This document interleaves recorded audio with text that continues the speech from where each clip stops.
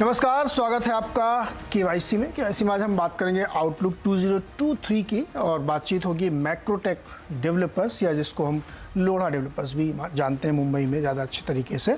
इसके chief cells officer प्रशांत बिंदल जी हमारे साथ जुड़ेंगे, लेकिन सबसे पहले इस वक्त की हेडलाइंस। बाजार की 4 दिनों की गिरावट पर ब्रेक, सेंसेक्स 600 पॉइंट से ज़्यादा उछला, निफ्टी भी 18,000 के करीब, मिड कैप इंडेक्स में 2.5% की तेजी। मेटल, रियल एस्टेट, ऑटो और एनर्जी शेयर्स में अच्छी खरीदारी, हालांकि फार्मा शेयर्स बना रहे हैं दबाव। सरकारी बैंकों और एनबीएफसीज में आज जबरदस्त जोश, IOB, Union Bank of India 11% तक ऊपर, PNB housing, Canfin Homes, GIC housing भी 5% तक उछले। शुक्रवार की तेज गिरावट के बाद सीमेंट शेयर्स में भी पुल बैक, अंबुजा, जेके, रैमको, इंडिया सीमेंट 6% तक ऊपर। और बजट में नई इंडस्ट्रियल पॉलिसी का ऐलान कर सकती है सरकार, पिछड़े इलाकों में इंडस्ट्री लगाने पर, इंसेंटिव्स देने पर और रोजगार बढ़ाने पर फोकस संभव, सीएनबीसी आवाज की एक्सक्लूसिव खबर।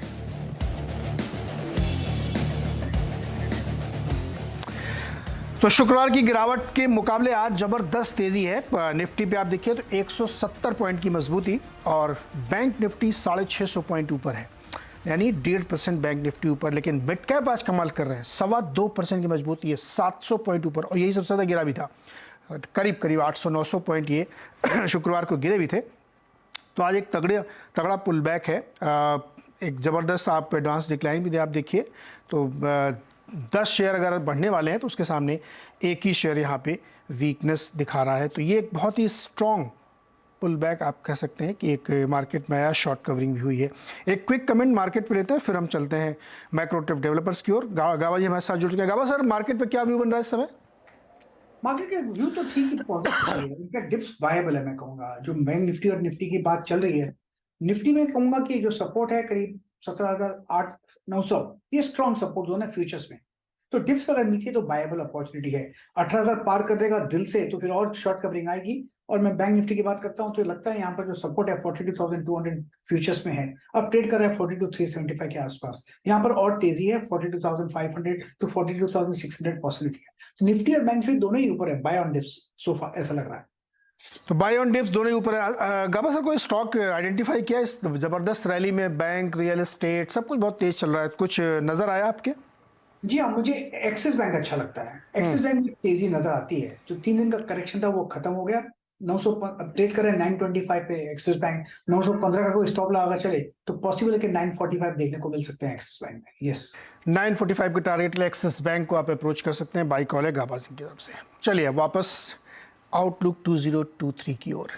आज हम बातचीत करेंगे रियल एस्टेट सेक्टर की कि 2023 किस तरीके का रह सकता है। 2022 तो सेक्टर के लिए काफ़ी बेहतरीन रहा है, पूरे देश में अलग अलग इलाकों में भी अगर आप देखें तो बहुत अच्छी ग्रोथ देखने को मिली है।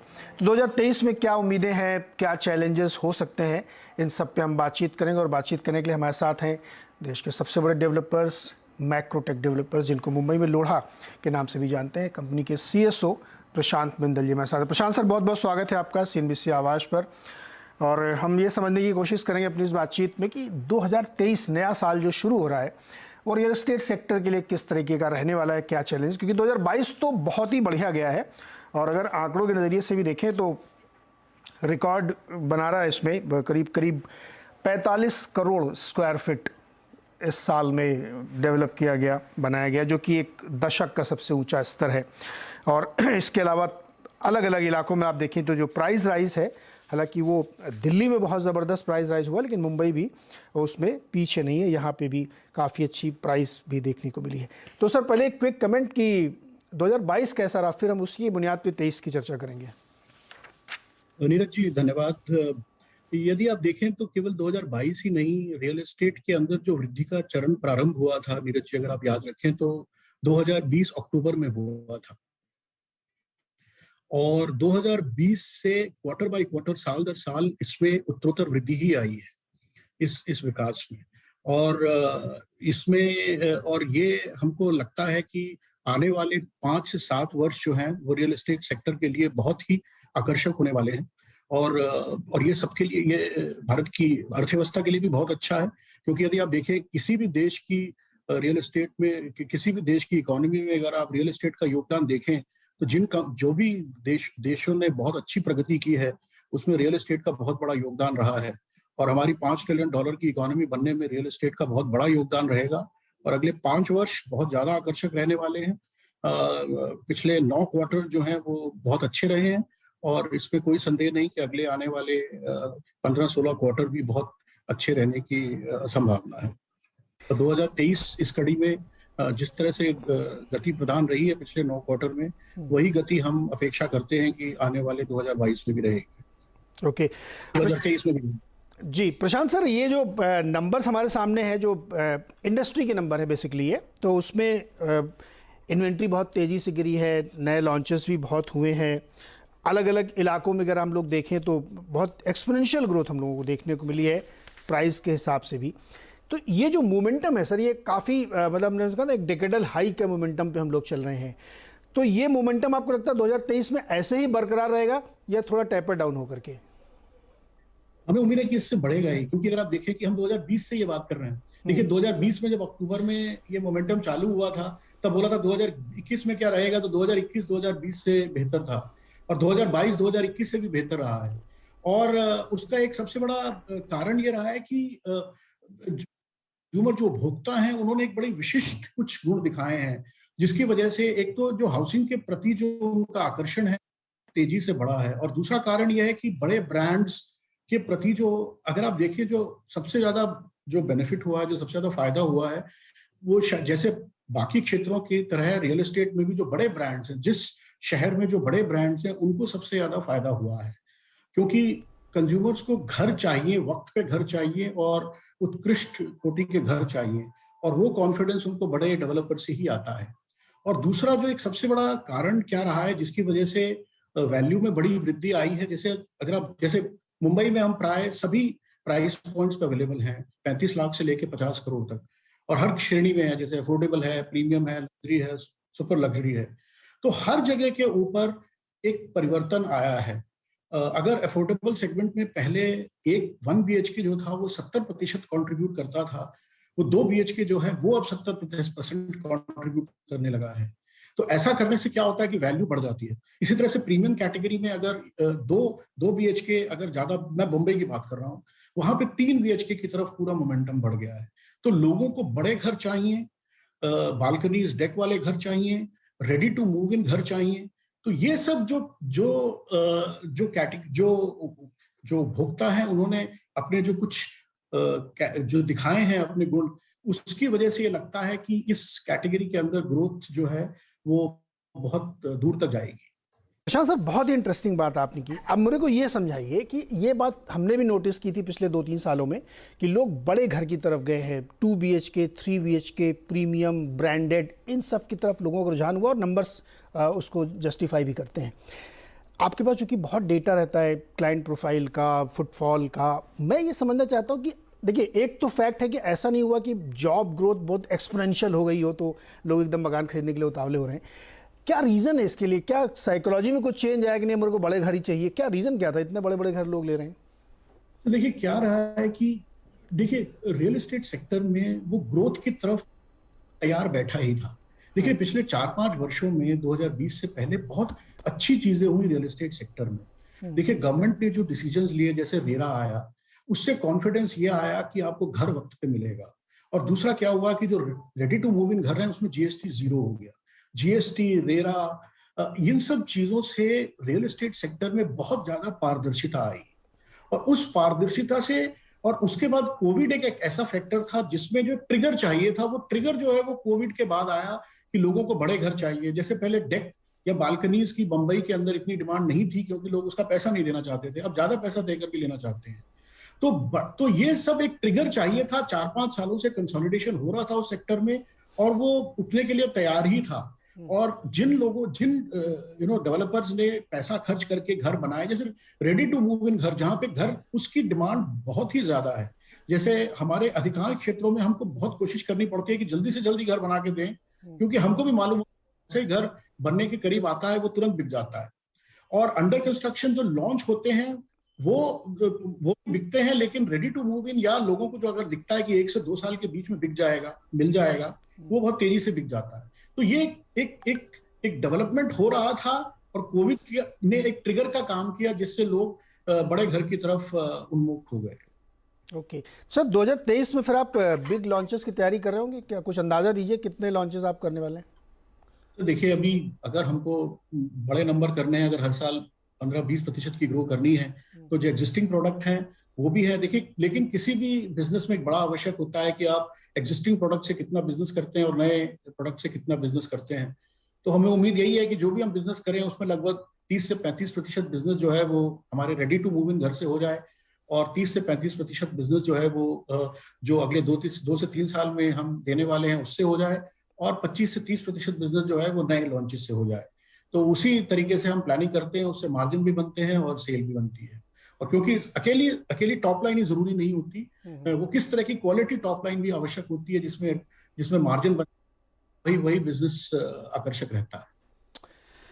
प्रशांत सर, एक चैलेंज मुझे दिखता है, जो मैंने पढ़ाई की है उसमें लोग ये कह रहे हैं कि ब्याज दरें बहुत तेज़ी से बढ़ रही हैं, तो अब लोन, चूँकि तब बिग टिकट साइज़ होता है, हम मकान की लोग लोन लेके खरीदते हैं, तो ऐसा कहा है कई जगहों रिपोर्ट में आया कि जब 9% से ऊपर EMI होम लोन निकल जाए, और अब तो कई जगहों पे 9.5-10 तक है, चूँकि जिनकी सिबिल नहीं अच्छी हो 10% देना पड़ेगा। तो क्या ये एक आने वाले समय में हेडविंड है कि 10, मतलब अभी देखिए जो 650 रुपये EMI देते थे पर 1000, अब वो 1000 रुपये दे रहे हैं, यानी 35% आपकी EMI बढ़ गई, सीधे 35 ऊपर गई। तो क्या ये एक चैलेंज नहीं है, क्योंकि बहुत ज़्यादा कीमतें भी बढ़ी हैं और EMI भी बढ़ गई है? नीरज जी, आपने बिल्कुल सवाल सही किया। देखिए, हमने ये देखा है कि देखिए आज से 2 साल पहले 6.5% के करीब या 7% जो है वो इंटरेस्ट था। आज से लगभग अभी 8.5% के तक इंटरेस्ट आ गया है।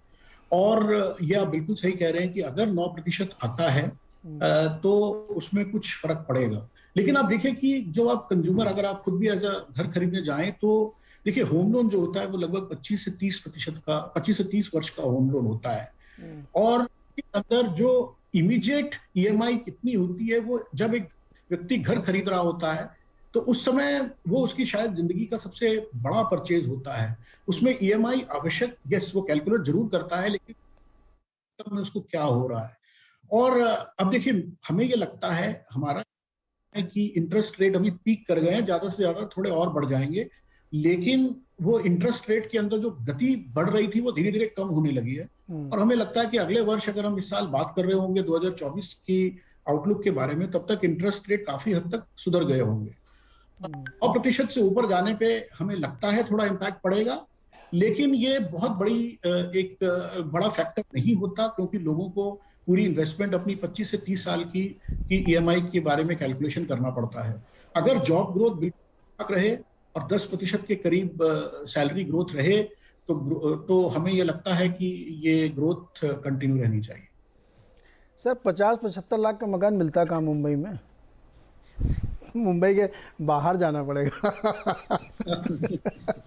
है ना, मुंबई से कम 60-70 किलोमीटर दूर, तो इसलिए मुंबईकर को थोड़ा सा और सोचना पड़ता है। एक सवाल और सर, पिछली बार जब रियल एस्टेट का बूम आया था, मेरे ख्याल में 2001-2 से शुरू हुआ होगा, 2008-9 तक बढ़िया चला था, 8 के बाद से फिजल आउट होना शुरू हुआ था। उस बूम में एक बड़ा पार्टिसिपेशन था इन्वेस्टर का, जो सिर्फ इन्वेस्टर था, रियल बायर नहीं था, उसको घर नहीं चाहिए होता था। क्या इस बार के इस बूम में, जो कि 1-2 साल आप कह रहे हैं, 2020 से अब तक 2 साल हो चुके इस बूम के, इन्वेस्टर आया क्या? देखिए, अभी तक अगर आपको हम जितना भी हमने कंज्यूमर एनालिसिस किया है, देखिए रेडी टू मूव इन घरों के प्रति इतना आकर्षण ये दिखाता है कि अभी तो जितने भी कंज्यूमर खरीद रहे हैं वो घर खरीदने के लिए ले रहे हैं, तो रहने के लिए ले रहे हैं। इन्वेस्टर अभी इसमें बहुत अधिक नहीं हमको दिखाई दिया है। शायद अगले 2 से 3 वर्षों के अंदर इन्वेस्टर्स भी आने की संभावना है, लेकिन अभी तो जो जितना भी उत्तरोत्तर वृद्धि हुई है वो जो वास्तव में घर चाहते हैं उनसे हुई है, जो हमारा मानना है। और आगे भी अगले 2 वर्षों तक हमें लगता है कि ये बहुत बड़ी ग्रोथ यहीं से आने वाली है, ये कंटिन्यू रहेगी। इन्वेस्टर्स शायद अगर और इसमें जैसे जैसे ग्रोथ देखते रहेंगे तो इन्वेस्टर्स भी आएंगे, लेकिन अभी तो फिलहाल सारी ग्रोथ जो है वो रियल जेन्युइन होम बायर्स की। Home buyer. बट ये बताइए सर, वो इन्वेस्टर इतना चतुर होता है, इतना चालाक होता है कि वो तो पहले भांप लेता है, ग्रीन शूट्स देख लेता है कि ये पैसा बनने वाला तो वाला, अब वो 2-3 साल रैली के बाद क्यों आएगा, उसको लगेगा अब तो सब खेल हो गया। और मेरा मानना यह है कि अगर आप देखिए कि अभी तो सिर्फ शुरुआत है, हमारा मानना है कि अभी तो सिर्फ प्रारंभ है। ओके अभी तो सिर्फ प्रारंभ है। अगले 5 से 7 वर्ष जो है वो बहुत अच्छे होने वाले हैं। अभी आरंभ है, क्लाइमेक्स बहुत प्रचंड होगा, राइट। अभी प्रारंभ है बस। ओके प्रशांत सर, अच्छी बातचीत रही और आपने काफ़ी इंसाइट दिए, बहुत बहुत शुक्रिया हमारे साथ जुड़ने के लिए। और हम लोग उम्मीद करते हैं कि 2023 सभी के लिए बहुत अच्छा रहे और जो होम बायर्स हैं उनको भी अच्छे रेट्स पे अच्छे मकान मिले। बहुत बहुत शुक्रिया सर हमारे साथ जुड़ने के लिए, और नए साल की बहुत शुभकामनाएं आपको। शुक्रिया, धन्यवाद। तो चलिए एक छोटा सा ब्रेक लेते हैं, ब्रेक के बाद देखते हैं मार्केट का क्या हाल चाल है। 171 पॉइंट ऊपर निफ्टी। स्वागत है एक बार फिर से आपका, और एक बहुत ही ज़बरदस्त उछाल के साथ बाजार काम कर रहा है। मिड कैप में खासतौर पर देखिए 700 पॉइंट की रैली है, 2.25% ऊपर है, और निफ्टी भी 1% ऊपर या 172 पॉइंट की तेज़ी के साथ कामकाज कर रहे हैं। तो चौतरफा खरीदारी का माहौल और पूरी रिकवरी जो उस दिन गिरावट हुई थी शुक्रवार को, ऐसा लग रहा है कि आज होती हुई दिखाई दे रही है। तो चलिए अब ब्रेक लेते हैं छोटा सा, कमाई का अड्डा में फिर बनाएंगे स्ट्रेटजीज आपको आज क्या खरीदारी करनी है।